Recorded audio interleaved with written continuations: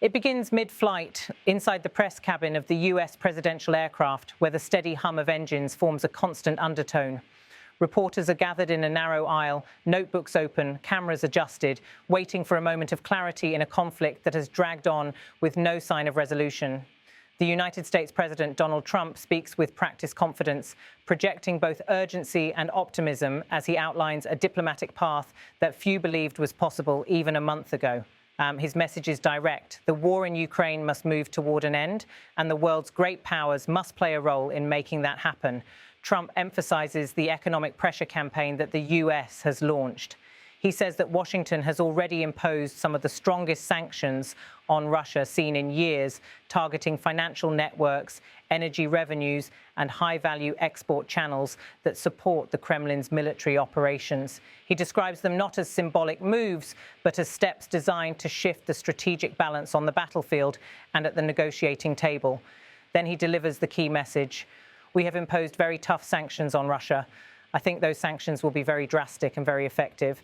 But I would like China to support us in this. As you know, I have a good relationship with China's President Xi, a very good one. We will meet. It will be a good meeting. I'm pretty sure it will be a great meeting, maybe even a great meeting. But I think we will do some good business. One of the issues we will discuss is the Russian war in Ukraine, where 7,000 people are being killed every week. Soldiers, mostly soldiers, and we will certainly talk about that. He too wants that to end. His words are measured, yet unmistakably purposeful. Trump is positioning China not as an adversary in this moment, but as a necessary partner in shaping what happens next. He describes his personal relationship with President Xi Jinping as very good, a phrase he repeats with emphasis, something he has done throughout his political career when signaling the importance of a bilateral channel. To Trump, relationships are leverage, and leverage is diplomacy. This time, the stakes are measured not only in political outcomes, but in human lives.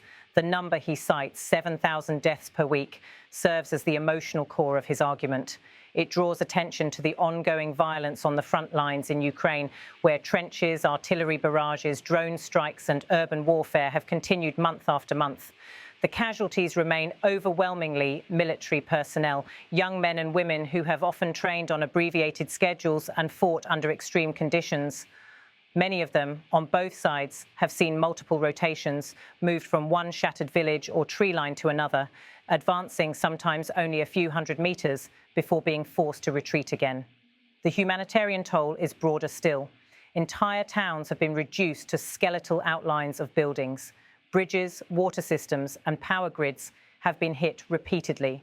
Families have evacuated into neighboring regions or across borders, and yet, despite the destruction, both sides have remained convinced that additional pressure could lead to better negotiating outcomes.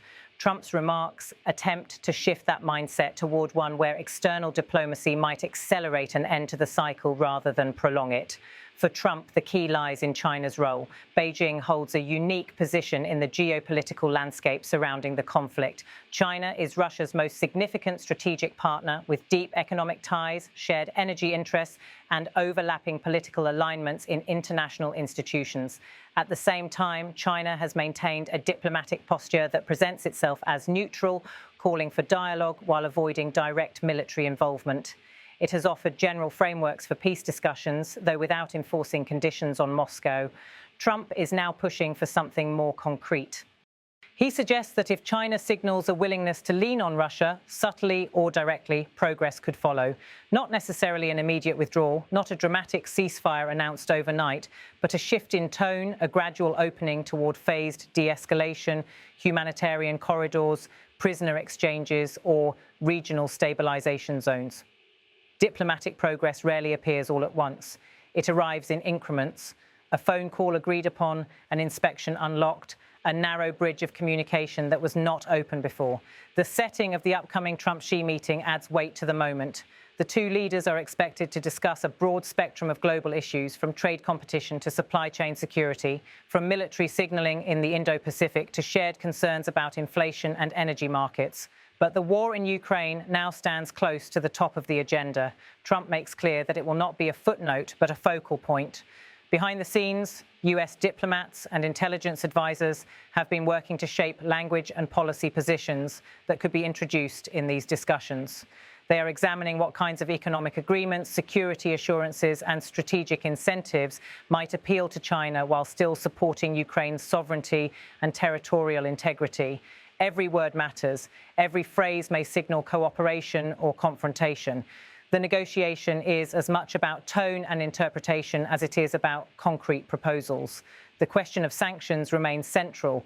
Trump describes them as strong and biting, language used historically to describe sanctions designed to apply systemic pressure. These actions target Russian banks, industrial producers, shipping networks, and revenue-generating commodities. The goal is to make the cost of prolonging the war exceed any strategic benefit gained on the battlefield. But sanctions alone rarely end wars. They create openings, leverage points that must be supported by diplomatic alignment. This is where China's cooperation becomes strategically significant.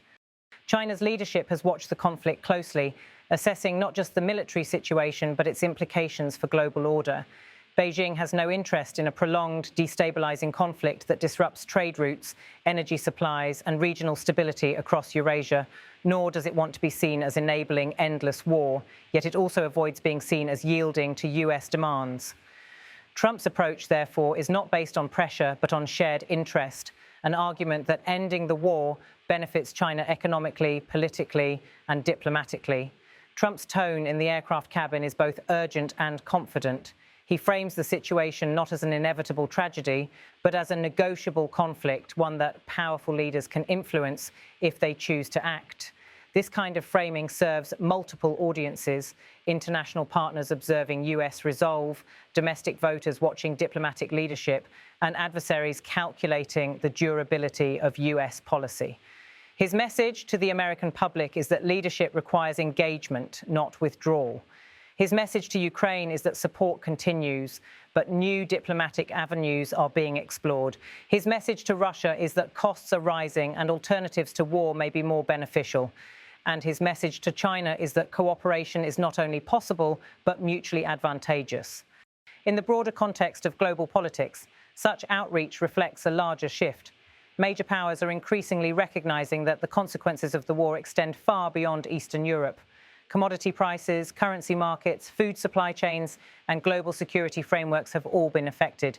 The longer the war continues, the more deeply its impacts will be felt across continents. The stakes are no longer confined to the battlefield.